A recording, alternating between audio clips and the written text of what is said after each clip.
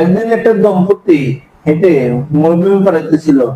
এভাবে কিছুক্ষণ যাওয়ার পরে কিছু লোক দেখে বললো, তারা কি বেকুব, তারা তাদের ঘোড়াকে খালি রেখে তারা হেঁটে যেতেছে।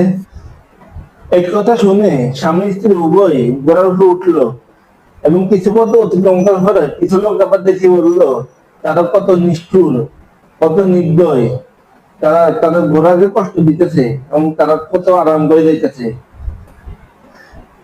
এই কথা শোনা পরে এবার স্বামী ঘোড়ার মধ্যে বসলো এবং স্ত্রী হেঁটে যেতেছিল।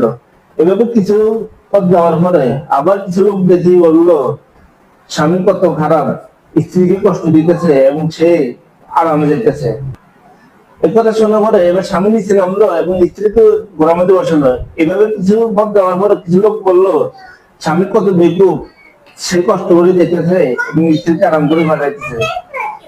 এই গল্প থেকে আমরা শিখলাম, জীবনে চলার পথে কতজন কত দোষ খুঁজবে, কত পরামর্শ দিবে, কত খারাপ কথা বলবে, কিন্তু নিজেকে নিজের লক্ষ্য ঠিক রেখে এগিয়ে যেতে হবে।